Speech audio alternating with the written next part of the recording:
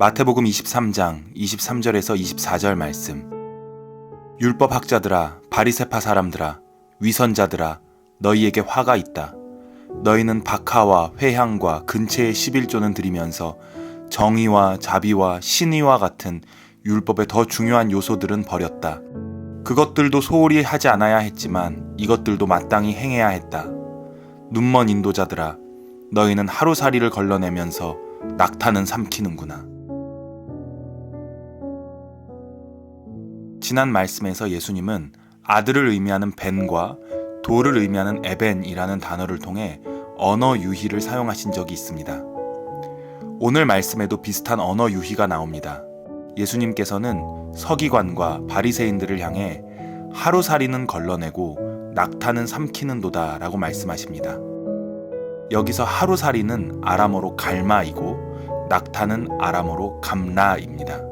예수님께서는 비슷한 발음을 가진 두 단어를 사용해 종교 지도자들의 모습을 비판하고 계십니다. 그러면 하루살이는 걸러내고 낙타는 삼킨다 라는 말은 무슨 말일까요? 물이 귀했던 유대인들은 물 대신 포도주를 많이 마셨습니다. 포도주를 만들 때는 거름망을 통해서 불순물을 걸러냈는데 이때 작은 하루살이들이 거름망에 많이 걸렸다고 합니다. 달콤한 포도향을 맡은 작은 곤충들이 포도 틀에 들어갔다가 거름망에 걸려 나온 것입니다. 이 말씀은 바리새인들이 하루살이처럼 작고 사소한 문제들은 엄격한 기준과 잣대를 들이밀면서 정작 낙타처럼 크고 중요한 문제는 아무렇지 않게 지나쳐버린다라는 의미입니다. 이를테면 제물을 드릴 때 박하와 회향과 근체의 11조 같은 문제에는 지나치게 집착합니다.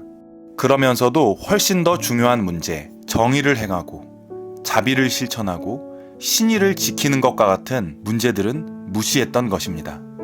예수님의 이 날선 비판을 묵상하고 있으면 예전에 들었던 한 이야기가 생각납니다. 어떤 사람이 생이 너무 힘든 나머지 강물에 뛰어들어 극단적 선택을 하려고 합니다.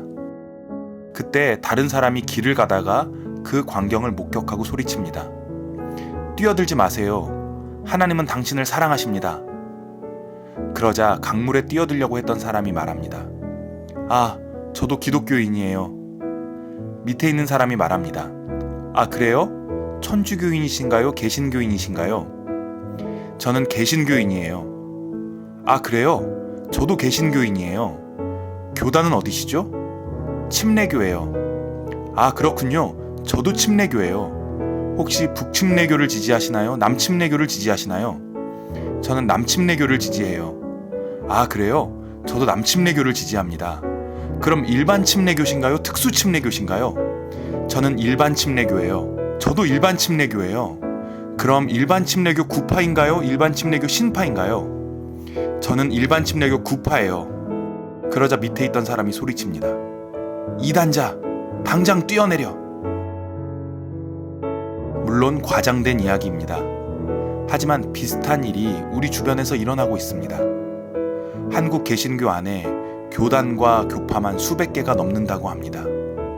서로 자신의 교단이 정통을 지향한다고 주장합니다.